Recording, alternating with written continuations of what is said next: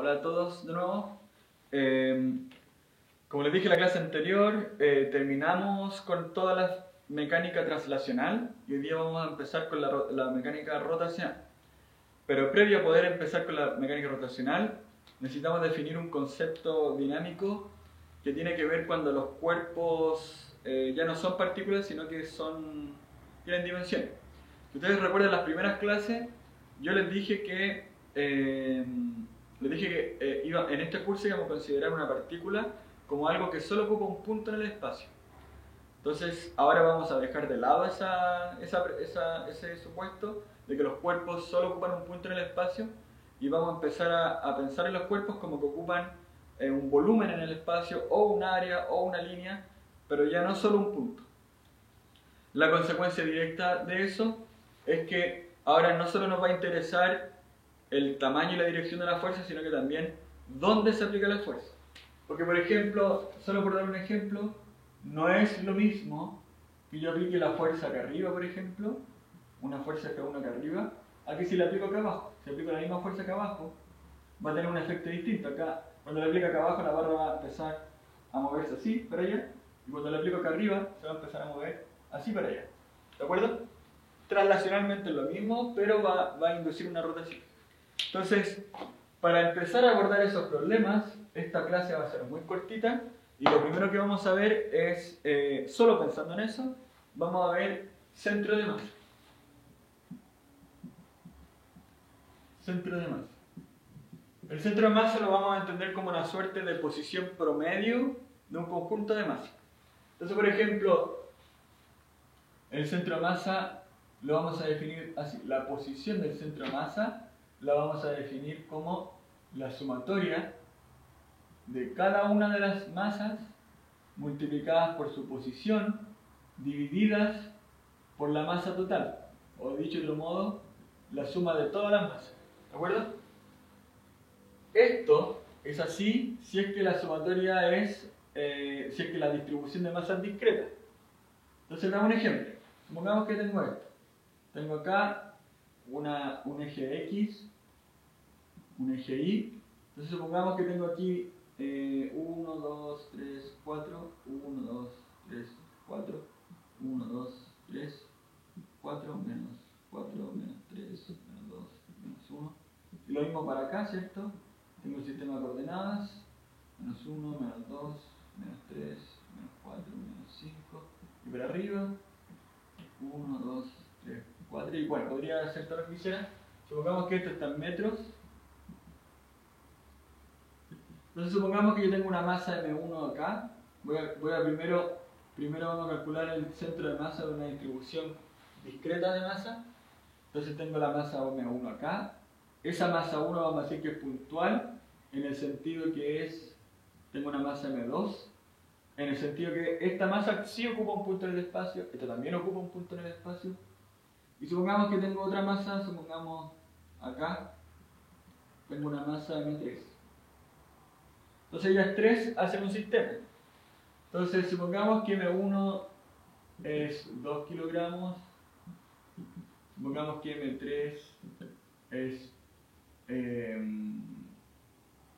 6, no, es M2, M3, bueno sí, M3 es 6 kilogramos y M2 es 2 kilogramos. ¿De acuerdo? Supongamos eso.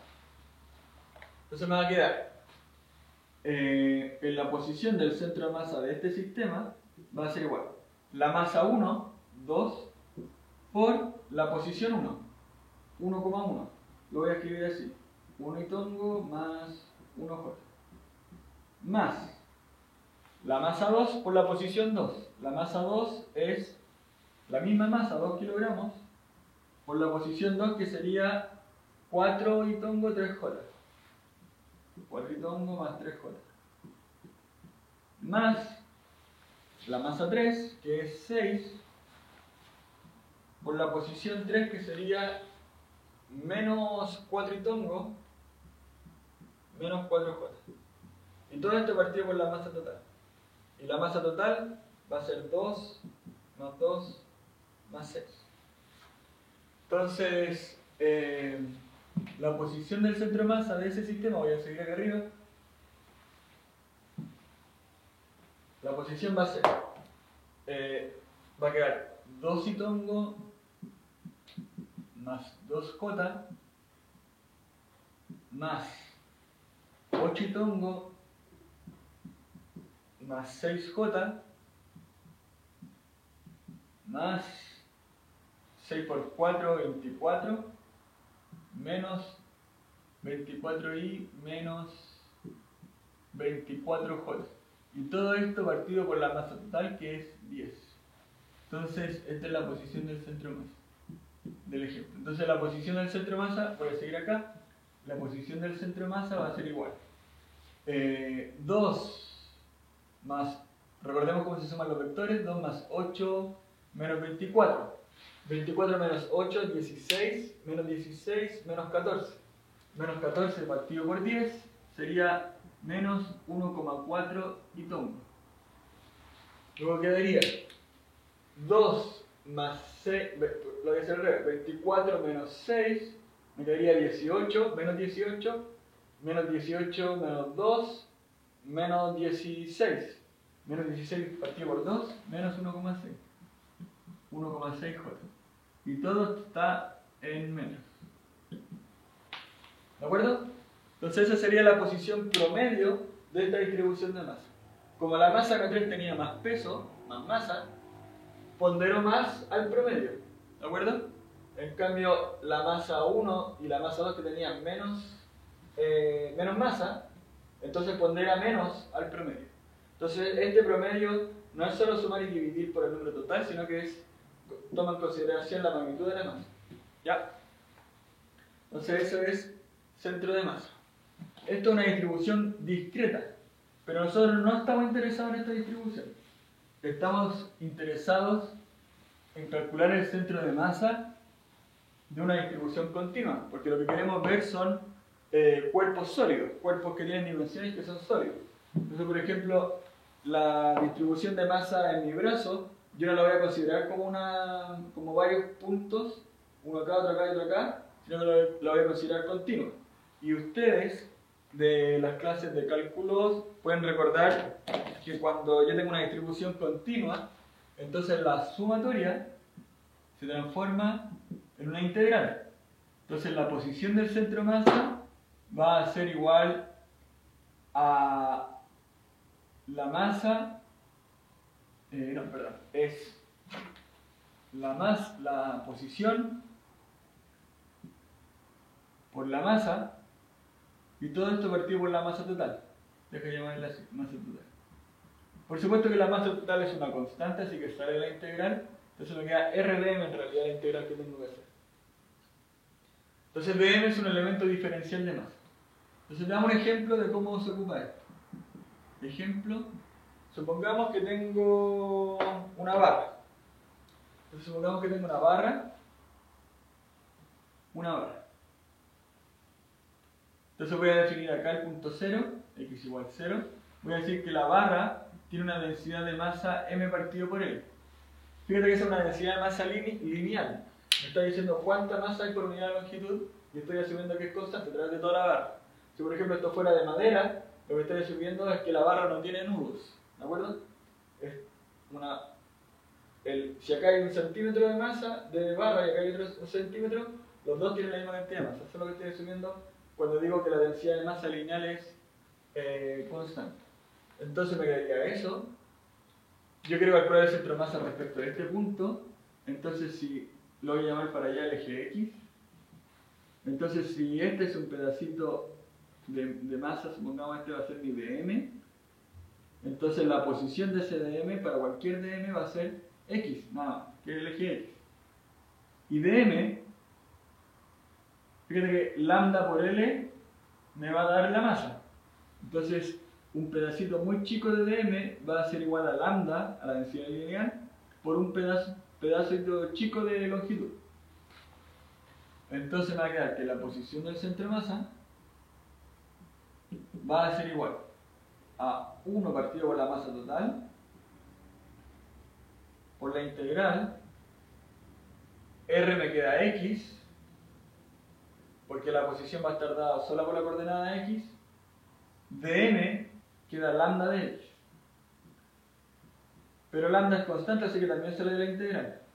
Y la integral de x es x cuadrado, entonces me va a quedar lambda partido por m total por x cuadrado menos. Y voy a ir, esta integral va a ir de 0 a L, de 0 a L, ¿de acuerdo? Entonces voy a ir de 0 a L. Entonces eso va a ser igual a, cuando sea 0 da 0, entonces me va a quedar lambda, que es masa partido por longitud, esa es la masa total partido por longitud por la masa total, por L cuadrado medios. Y eso va a ser igual a, se va esa masa con esa, entonces me va a quedar SL se va con S y me va a quedar L medios. Entonces, como era de esperar, cuando tengo una barra homogénea, el centro de masa va a estar en la mitad de la barra. Dinámicamente, la importancia que tiene el centro de masa es que dinámicamente el cuerpo se comporta como si fuese una masa puntual, tal que toda la masa está ahí. Entonces, por ejemplo, si yo tomo este lápiz y lo tomo desde cualquier punto, se va a caer. Pero si lo tomo desde el centro de masa, es como que si lo puedo sostener. Porque en ese caso, lo que estoy haciendo es tomándolo desde el lugar que el cuerpo, el lápiz completo, se comporta como si estuviera en ese punto. Entonces, por eso lo puedo sostener. Para efectos prácticos, tomarlo al centro de masa es como que yo estuviera tomando una partícula, una cosa puntual. Entonces, lo que es importante en esta parte del curso es que sepan no solo calcular el centro de masa, porque no, eso no es tan importante en realidad que calculen el centro de masa, porque no lo voy a ejercitar mucho, pero sí me interesa que se entienda qué es. Y que cada vez que la distribución de masa sea homogénea, como en este caso, entonces el centro de masa va a coincidir con el centro geométrico. Entonces, por ejemplo, si tuviera un cuadrado de distribución homogénea, el centro de masa va a estar en la mitad del cuadrado. La próxima clase entonces empezamos con dinámica rotacional, vemos torque, momento angular y todas las cosas que nos sirven para hacer dinámica rotacional. Chao.